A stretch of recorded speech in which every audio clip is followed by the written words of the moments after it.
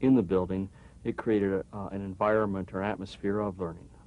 Particularly since New Century College's emphasis is collaborative learning, there are all sorts of spaces in the building for students to work together. Our emphasis is also on moving outside the classroom as a learning space or learning environment.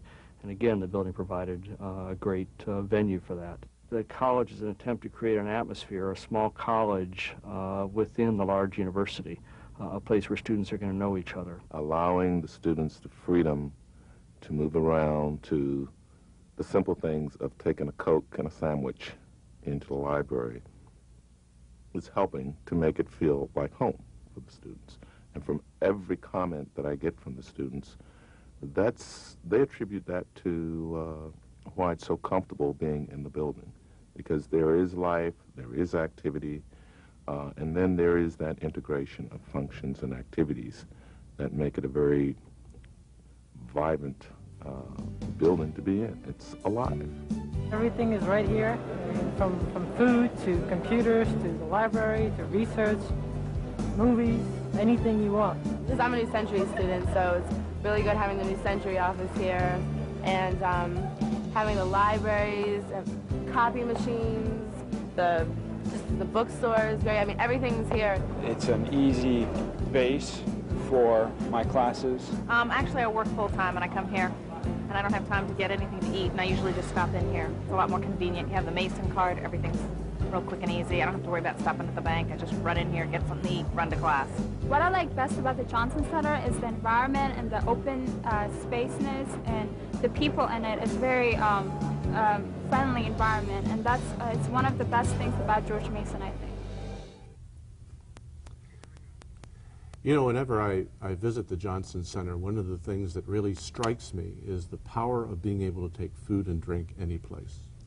Into library space, into computing space. It says something about the openness and fusion of activity. And I'll tell you, food service is going to be one of the important ingredients in the new age on campus in terms of being able to do that. Well, the facts questions are flowing in. We are going to be answering them as we go along in the program. We will be online, not on TV, but we will be online on the internet for an hour after this program, answering any questions that we can't get to during the program. So don't lose heart if we don't get to your question. And we'll be taking phone questions in the second hour of the program. I'd like to throw this open here and invite the panelists to comment on ideas that they've had that have been stimulated by the thoughts that we've had. Freeman, would you like to start? By disagreeing with you on something to get this thing excited. Good. I'm not sure everybody would agree with you that food and drink should be going every place in the campus. I'm not sure. I think that does say something about attitudes, though, and our need to look at our attitudes, to think about these matters and how we can fuse activities.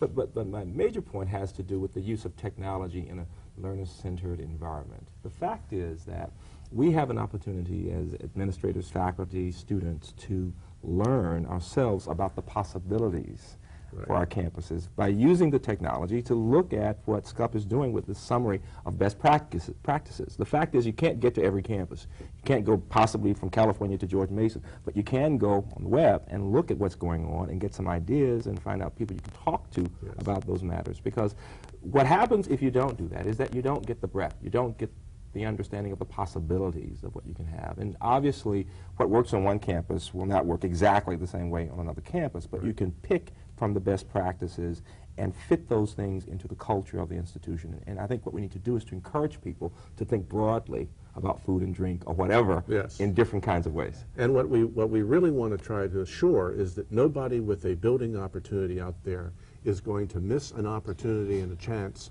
to really jump forward into the future and to reshape their paradigm for the fusion of activity. By thinking small, you miss opportunities that you regret for 20 years. And by not questioning yourselves. I mean, it's so easy to be accustomed to thinking one way about doing things. And it's rather trite to say, but it is necessary to get out of the box and to think in a way that's much broader and that expands the approach that you're taking. Very important. Sally, you had some ideas and comments, I believe. Well, I think, you know, part of this, that the George Mason example, I think, is a good one. And Jackie, your notion of some of the things you're doing is getting it down to the realities of no college is really in a position anymore, or university, that they can do everything themselves. The financial realities are such that we're being forced, which is good, to find some new innovative kinds of solutions. And I think not only do we see multi-use functional spaces on campuses, but we see campuses reaching out to other campuses and reaching out to other groups. An example in Colorado, I think, is a very interesting one, where one of the local community colleges, Front Range Community College, and the city in which they are located, or adjacent to the city of Westminster, both needed library space. And through a several-year period of negotiation, figured out a way in which they could combine their resources to create what is now a gorgeous library space that is connected to the campus. It's being used by the community and being used by the campus personnel as well. And the trickiest part of this, maybe that's not fair, one of the trickiest parts of this, I believe, has been something that I'm sure the George Mason folks have had to face, and you all will as this develops, and that is the integration of the different cultures in the work environments. So folks who are used to working in a city library environment and the academic environment, it's not the same. It's just not the same. And I hope we'll be able to integrate into our conversation some of the real challenges of ways in which people are learning to work together in some new ways. And you're going to see more and more of those corporate university partnerships. For us at UMBC, the major progress we've made to build on state funding has been a lot of grants from companies that focus on training, and having people going back and forth through continuing ed and computer training and those kinds of areas. And for us, even with the University System of Maryland, our library information management system is throughout the system for all the institutions, and we've saved a lot of money, but we've also built a great deal of access for everyone from the western part of the state to others, and we need to look at how that integration of resources and strengths can help us all. Clara, what are your observations? In Arizona, I've had a lot of experiences and a lot of opportunity to see how these different partnerships work. When I was listening to Jackie describe the Gwinnett County effort, I was thinking of models like that on a smaller scale, because the population base is smaller, but same concept that we are involved in Arizona. For instance, on the border with Mexico, in Yuma, we offer baccalaureate programs on the campus of the community college. We have the state-funded, shared use facility, and none of that would have been possible without the city and the county participating, the federal government making special arrangements for us to use federal land for the campus. It's really an effort that reaches everywhere in that region, that brings access to 100,000, 150,000 people who wouldn't otherwise have the opportunity. And it's wonderful because there are a lot of stakeholders, and we do learn about the different cultures and the difficulty of working together, but it is possible, and that's the bottom line. You know, the important thing to bear in mind, too, is that these multi-partner learning centers, it's not just about learning. We're going to see over the next 5 years these centers emerge that include work, that include welfare-to-work transition, school-to-work transition, that include medical services, multi-function centers that are great, good public places. And in my travels around the country, in the West and in other parts of the country, there are a lot of initiatives underway to create these kinds of learning centers that have a broader expanse, to take consolidated high schools and expand them with these multi-function capabilities.